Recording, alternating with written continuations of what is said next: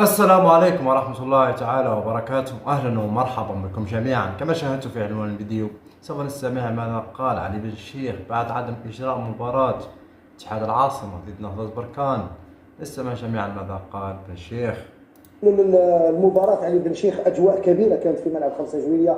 أنت كنت تعشم وكنت طلبت، قلت إن شاء الله يولوا لعقلهم ويشاركوا في هذه المواجهة بالقميص العادي وليس بالقميص الذي يحمل الخارطة الوهمية، لكنهم لم يعودوا إلى رشدهم. بالعكس، كانوا يقولوا هما يقولوا بأنه كنا ننتظروا أنه الجزائر هي التي ترضخ وربما تقول ما فيها والو، خليهم يدخلوا بهذا القميص، وهذه ما هي إلا مباراة كرة القدم. لا هما المسؤولين تاعهم يقولوا ممكن الجزائر ترضخ وما فيها والو، ما يعرفوش إما المسؤولين الجزائريين، ما يعرفوش الشعب الجزائري كيفاش يخمم.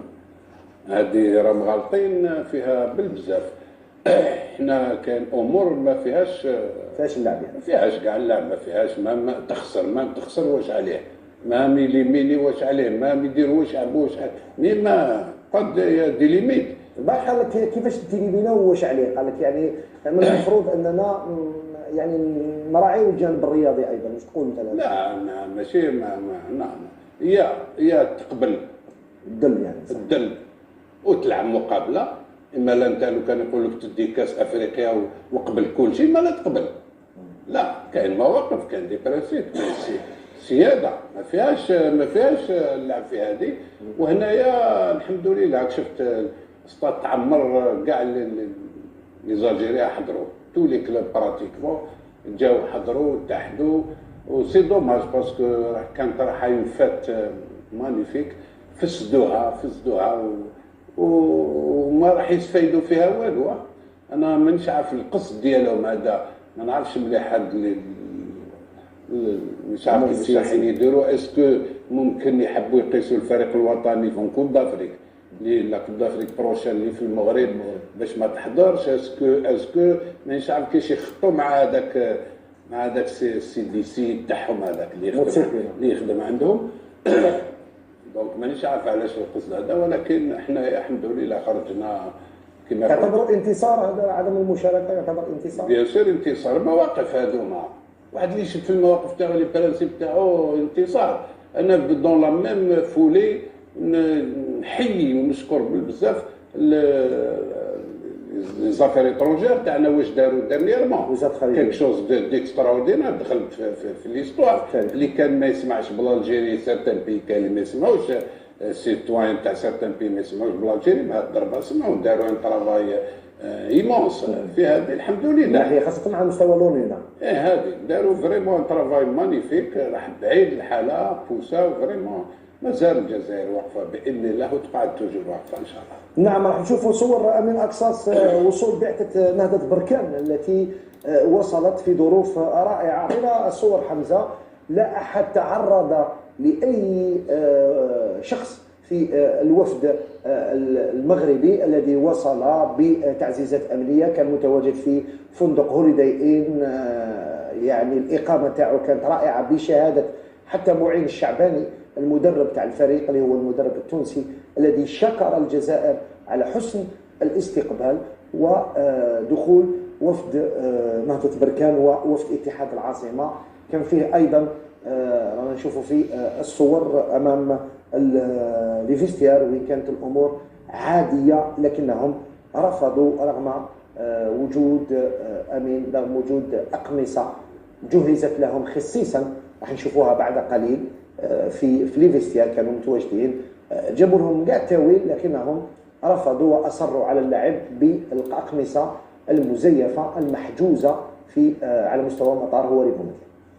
والله رضوان، شوف على كل حال ماشي اول مره جاء فريق مغربي الى الجزائر. صح، احنا كل الفرق نستقبلهم مليح بيكون حسن الاستقبال. ما يخفالكش باللي الشعب المغربي احنا خاوه، دونك هما جاو عندهم اوبجيكتيف بالخريطه ديال الوهميه، وحنا الجزائر عندهم مواقف، عندهم خط احمر ما لازمش تجاوز هذه الخطوط هذيا. دونك هذا الشيء هذا نعتبره عادي هنايا. لا يعني كي كنا نشوفوا الصور برا، يعني هبطوا برا مش حتى دخلوا البيس لداخل، هبطوا في المدخل، ولا واحد كانوا جماهير غفيره على مستوى مدخل ملعب 5 جوية. هذو الأقمصة اللي حضرتهم لهم الجزائر حتى بالسبونسور تاعهم، هذا لاتاي تاع التحميس هذا. انا جامي شفت الشاي ديروا سبونسور، مي بون الشاي تحميس هو ايضا رانا نشوفوا في العالم المغربي، واللوغو تاع نهضة بركان، ويعني أقمصة كانت متواجدة على مستوى غرف تغيير الملابس. وكي قلت لك على الدخول، دخلوا في المدخل كانوا جماهير غفيرة، ولا قارورة تاع ما سقطت على اي واحد من الوفد المغربي، لانه لو سقطت كانت راح تولي حادثه او تولي قضيه كبيره. ولكن اللي حدث انه الاستقبال كان رائع. رانا هاولك مصور الهداف كان في غرف تغيير ملابس الوفد المغربي قبل دخول الوفد طبعا، ورانا نشوفوا في الاقمصه بلي مايو تاعهم بالاسماء تاع لي جوار تاعهم تم تحديد.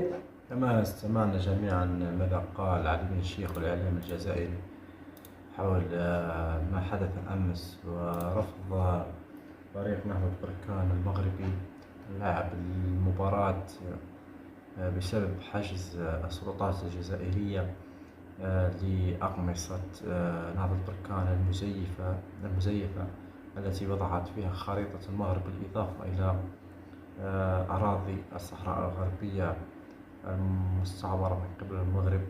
هذا الأمر رفضته الجزائر طبعا،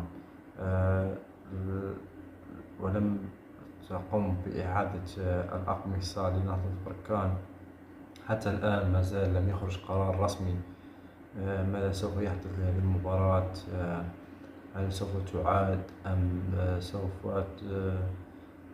يربح فريق نهضة بركان أو اتحاد العاصمة. إن شاء الله بالتوفيق لاتحاد العاصمة، وإن شاء الله التأهل من هذه النصف النهائي إلى النهائي للتتويج بكأس الاتحاد الأفريقي للمرة الثانية على التوالي. وأنا جاوب لكم قد وصلنا إلى نهاية الفيديو. ما تنسوا دعمنا باللايك والفيديو والاشتراك في القناة وتفعيل زر الجرس ليصلكم كل جديد. نراكم قريبا، والسلام عليكم.